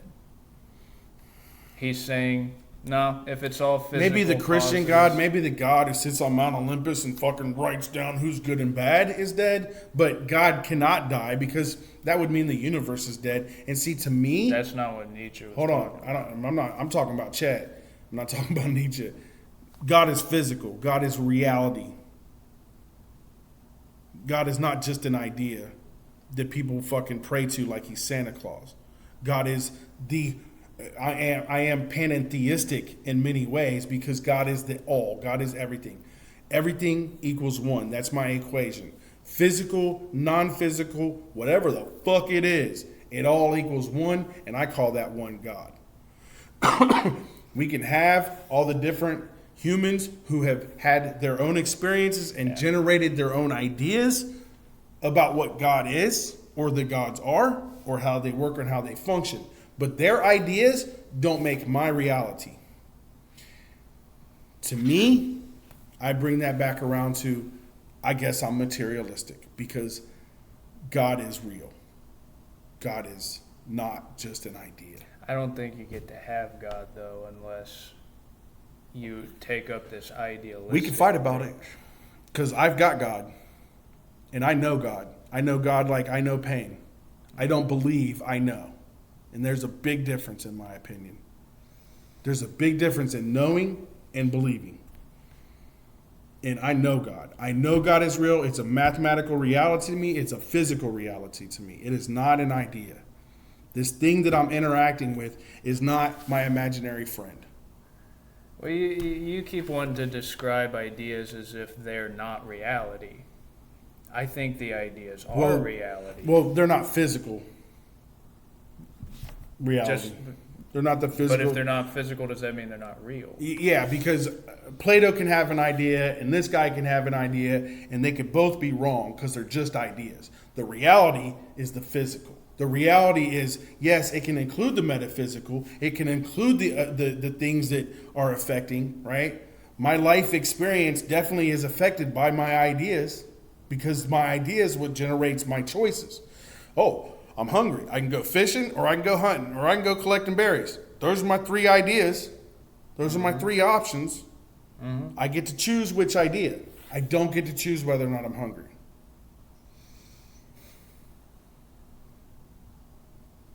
Ideas are not real. Anybody can have one, just like an opinion.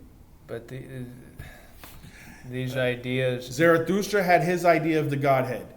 Buddha has his understanding of how it works. But Confucian has his understanding. They're all just ideas, but which one's the reality? Again, though, you're treating an idea like it has to be conscious.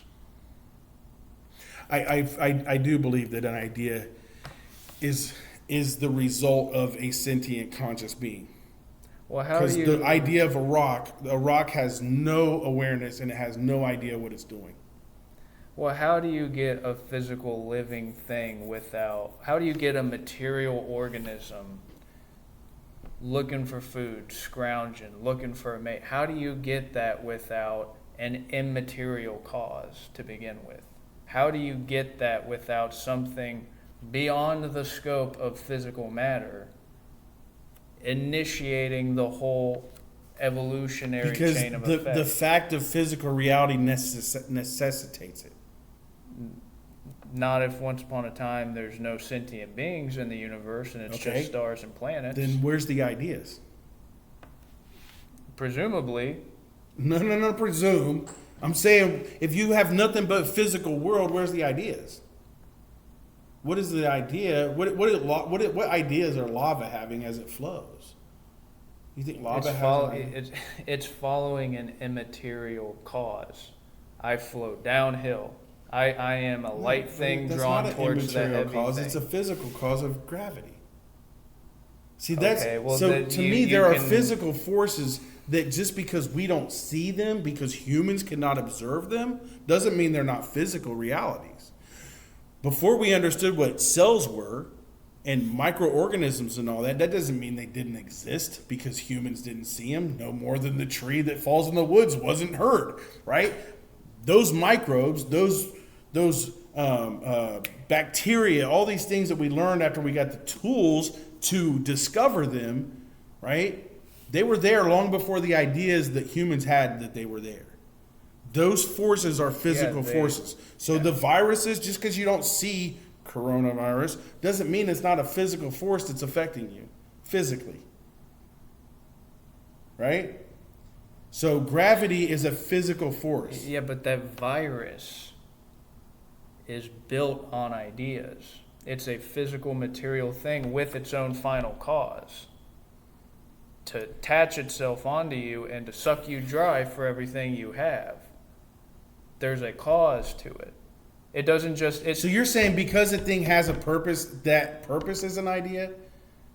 yeah, basically.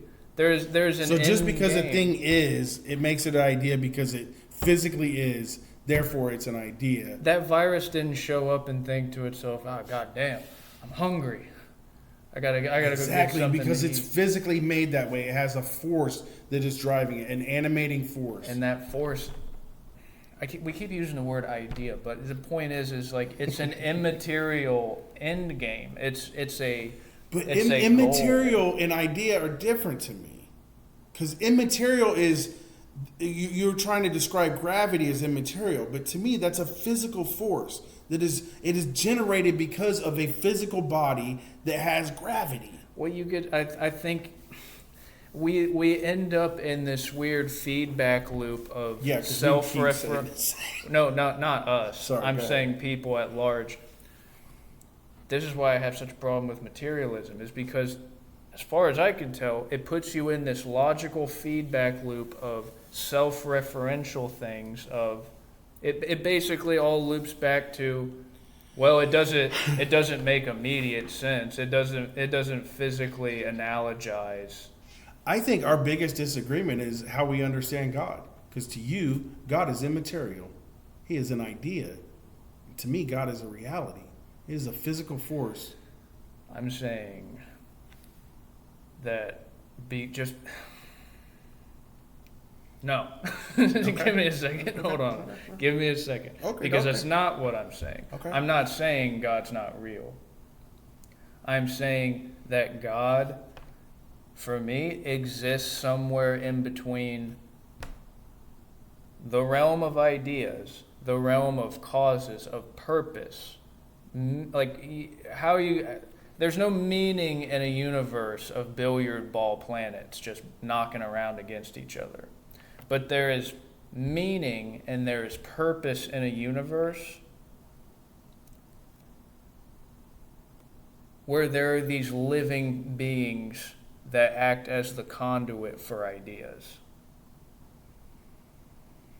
And I'm saying that God, for me, is where the domain of the immaterial, the ideas, meets with the physical reality.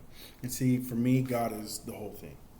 That's the same thing. No. We're saying the same thing. No, you're saying that God is some mediator, some whatever, in between thing. And I'm saying that It's God the is whole yin yang. Yeah, it is the whole. You're saying he's the line in between, and I'm saying he's the whole thing. Yeah, but I'm saying it's as much implicit in the yin yang as it is just the big picture like sketch. Right. It is the nature of the push and the pull. There is an origin point. Those two things, in order to define either of them, they both have to be there. And in order to define them, God has to be the reality that is generating this push and this pull, this forwards and this But backwards. you're saying he's generating, and I'm saying that's just what he is. That is what physically makes him up, is this interaction. We want to separate God into Ahura Mazda and the other one, when really it's the fucking Godhead, right? There is no separation in God. The devil does nothing without God's permission. We humans love to judge, right? And we judge things as good or bad, good or evil, God or devil. We are judging that. That doesn't mean it's the reality. That's our idea of reality, but that doesn't mean that it is reality. To me, my God, the way that God, I understand it, who is both the positive and the negatives that humans have decided that we will color white and black, right? And use this symbol. God is the whole thing.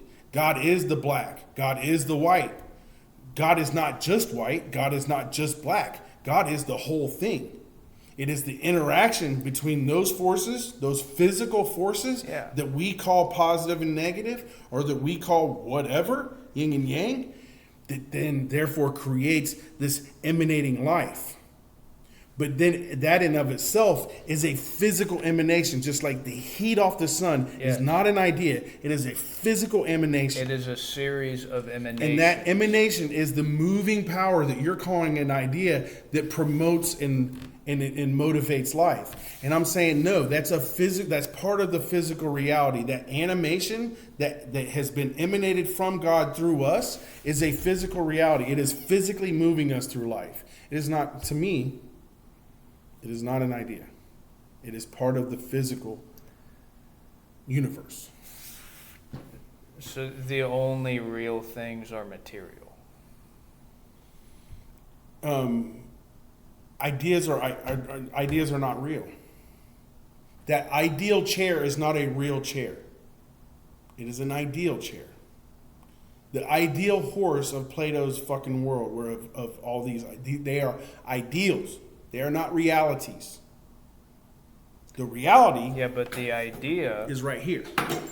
This is a physical chair that has been made from the idea. Yes, but if you're going to sit down and make a chair from scratch, the idea is getting processed through you. You are the medium for the idea, and you design a chair that satisfies your aesthetic sensibilities. It satisfies your purposes. It satisfies its function. But you are processing that idea and acting as a conduit for it. Sure. That's what I'm saying. That is the origin. That is the final cause. That is the prime mover. To me, that is where one starts to interface with God. There's this immaterial experience that manifests itself through you. That's why. But at what point does it become real? You're saying it becomes real at the origin of the idea, and I'm saying it's not real until it's manifest. But that's what it is. No. Manifest. An idea can be out here non-manifested. Because again, I can have the idea of a pink and purple fucking elephant. That doesn't make it real. I can have the idea of Dumbo who flies with his wings. That doesn't make it real. It's just an idea. It's real enough. You'll go watch the movie. That's not. But a movie it's isn't manifesting real. itself through you, though. But You're that's observing it. But that's not real. It's manifest. How is that? That's not real, bro. There's no such thing as a flying elephant other than an idea. Yeah, but it is not a reality. There's no real physical reality of a flying elephant that talks. No, but it means something. The flying elephant is not just one idea, though. It is a system within systems of ideas, the same way your cells are. Your entire body is systems of cells intergirded within other systems of cells, and they all systematize together. The idea of Dumbo is, can you imagine how hellish it probably is for a baby elephant that spends its whole life in the circus? That's real tragic if you really stop and think about it. Completely idea. Now here's this 100% idea. But there's many ideas, and it manifests. The ideas manifest themselves and affect your reality. So you're telling me that Dumbo is a real elephant? No, you're changing terms. I'm not changing terms. We're using reality versus I'm saying an idea is not real. It is not real until it's manifest. He's really an elephant. No. He's really an elephant. He is a cartoon fucking figure that is just a generated idea. There's no real Dumbo. And now you're being a reductionist, the same way I have a problem with Neil deGrasse Tyson and Michio Kaku, because now you're saying, okay, you're going to look at any movie and you're going to say, like, okay, Harry Potter's not real. The phenomenon's not real. Like, if you stop any regular person on the street and ask them if they know what Harry Potter is, they're not going to know. It's not real to anybody. No, it is not real. It is an idea that is in their head, but it is not real. When I go on to Meta or I go play EverQuest and I join that world, it is a digital world. It is not real. It is not a real world. Just because I'm experiencing these digital things, it doesn't make it real. How is it not real? Because when I die, I don't actually die. That's what makes it not real. Because it's a movie. It is a drawing. It is not a physical entity that is an elephant. You are not going to find Dumbo in the natural world. So that means it's not real. If it's not natural, if it's not created by God, if it's not created by this emanation of life, then it's not real. If it's generated by humans, then and it's just an idea. That's one of the things why I said earlier, you have a very human-centric perspective on the universe. Because humans are able to have these ideas, that means that ideas are real. The shrimp has the idea the same way the human does. What? So a shrimp is going to come up with the idea of Dumbo? No. No, because the shrimp does not have the same ideas. He has the idea of hunger, though. No. He has a physical drive of hunger. He has a physical drive of sex, and that's part of. I mean, I don't think we'll ever agree on that. Physical drives are not ideas. They're physical. There's an immaterial force moving it, though. You're calling it immaterial because you can't see it as material. God is material. Gravity is material. There are physical forces. Just because you don't see them doesn't make them immaterial. So now you're telling me that Santa Claus is somewhere up in the North Pole. Hell no, I'm not saying that. Santa Claus is a great example of an idea that is not reality. Just because every child believes it until a certain age doesn't make Santa Claus real. Look, EverQuest... Just because every parent lies to their child doesn't make the Tooth Fairy real. The pragmatic utility... Is the Tooth Fairy putting that money under your pillow, or is it your parents? It's your parents, but... So how is the Tooth Fairy real? The Tooth Fairy is real because it's an avenue for a more complex idea. And the idea is, hey, you do the right things, you follow the sequence of events... You take care of your teeth and you make sure you get the old ones out. Life will reward you for taking care of the necessities. You know what? All generated because of real physical phenomena. Okay, well, what's the idea would not be there if we didn't have teeth. The only way the idea is there is because of physical phenomena. It's just like the hunger in the computer. But the effect is real. What do you mean the effect is real? The effect of Santa Claus, he comes and rewards you if you've been a good boy or girl this year. That reinforces an idea that is a real just because effect. the porcupine doesn't really, right? What's the porcupine example? Right? That we tell kids that they're going to shoot them. That doesn't mean that porcupines are really shooting them. Just because the effect is a positive one doesn't make the porcupines actually shoot their quills. No, but the effect of that idea is real. The effect is real. The effect is less people get stuck. The behavior is real. The choices that people are making because they were given a false idea. Mm-hmm. There's a not reality, right? That porcupine is not shooting its quills. It is a lie. It is not reality. It is a lie. Just because it has a positive effect, the effect is real. But that doesn't mean that the porcupine shooting its quills is real. But the idea is real in the same way that the EverQuest, when you log into EverQuest, its usefulness, its utility runs out. You can't live your entire life in EverQuest. You can't feed yourself playing EverQuest. But there's a function that it fulfills. Yeah. I'm bored. I want to have some sort of engagement. But it's not reality. Your life inside of the game is not reality.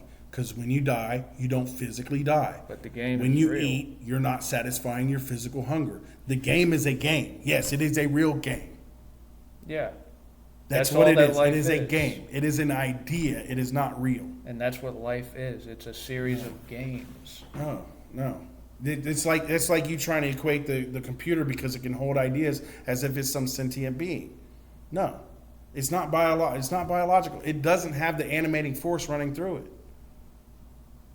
And you want to say that animating force is some immaterial thing, that animating force is an idea. And I'm saying I disagree. It's a physical force that motivates. It is a physical force that causes hunger, that then generates ideas of how am I going to satiate my hunger. So do you believe in the Big Bang? No. I think it's a theory. I think it's the best theory that they've come up with. But I don't believe that the universe is expanding, because what is it expanding into? In my mind, God is the infinite eternity. Infinite eternity. It has no beginning, it has no end, because it is infinite eternity. By definition of those two terms that I'm using, I am saying there is no beginning and no end. It is infinite. You cannot go back far enough to find a beginning, and you will not go far enough ahead to find an end, because there is none. And the big thing is a bunch of conjecture that they're like, oh, well, we can see rays and the spreading, and no, the fucking thing moves around, sure. But I will not limit my God. I will not limit my God to one universe. And there's another God in another universe, because there's multiverses. Because there was this thing, and then it expanded, and then it's going to close back up, and then it's going to expand, and then it's going to close back up. What's it expanding into? So you're not a materialist. What is it expanding into? I don't know what I am. I don't care to wear either label. Well, you've been taking this hardline stance. Well, the domain of ideas does I am not. taking my stance in the physical world generates ideas by necessity of surviving the physical world. And by virtue of that, God has to be a physical thing. God is a physical thing. God is a real. So God is reality. Just because God is a physical force. So we're all thought forms inside the big Hold on. brain. Is the heat God. from the sun physical or not? The heat physical. from the sun is physical, right? It's physical. Can you see it? What moves No, you it? can. It's emanated. What moves the sunlight? It's emanated. What's emanating it? What's causing The it sun. to emanate? The fact that there are these chemicals, all this helium and whatever's burning, that creates heat. But what's emanating generates the light heat. to move? Because that's the function of it. That's the function of its physical form, right? That's why you're looking at the photon, and you can't look at the photon. If you stop the photon, it's no longer a photon, right? Because that's what it physically does. There is no there is no idea that's pushing it forward. It physically, that's what it does. It's programmed That's what to do something. No, that's just how it functions. But the shrimp gets hungry and that's pursues just how food it 'cause it's functions. Right? No, programmed by what? It's genetic code. How did that get programmed? By responding to the physical world. That's how evolution works, right? Physical needs, If it's right? all physical, I've got a though. beak, and my beak will better get into this bottle and get this food. So let me grow a smaller beak because I need to respond to the physical world. That's not how things work in biology, though. That's Darwin Evolution 101. That's not epigenetics, though. I which don't is know the- That's the cutting edge of genetics, though. Which No, that's because you're stuck on ideas being part of genetics, and you have this bias about ideas. See, I'm not coming to this with bias. I'm coming to this trying to look at it. Because you've You're been not on this for coming like at this 3 with weeks. bias. You've been on this for 3 weeks, and we've had the whole discussion about how ideas, yes, there is a biological loop, but the idea is not the same as a genetic. We've disagreed about that, and we've already had a full hour episode that you're more than welcome to watch. And with that being said, we've been going for 2 hours. I love you. I really do. for sure. I love you. The beauty of being able to disagree, and yes, I get passionate and da da da da da, and I just disagree vehemently with I'm biased. I am biased that ideas are Well, yeah, we're not both real. biased. Obviously, we both have a position. Exactly, to we stake do, out. and we have opinions, and we have different perspectives and different understandings, and we're at different points in our life, had different educations, different parents, all that jazz, and that's the beauty of it, right? I mean, isn't that part of what this podcast is really kind of about? Is the freedom to have different ideas, because fun. ideas aren't real. Have fun with the argument. Have fun with the disagreement. Much love to everybody. If you're still watching, thank you very much. Thank you for tuning in. Thank you for watching. If you like this type of topic and you think it's somebody else that might like it or might want to listen to me, get all amped up and him stay cool. Anyway, Fire and ice. thank you for watching, and we'll see you next time. Have a great day. We expect some turbulence.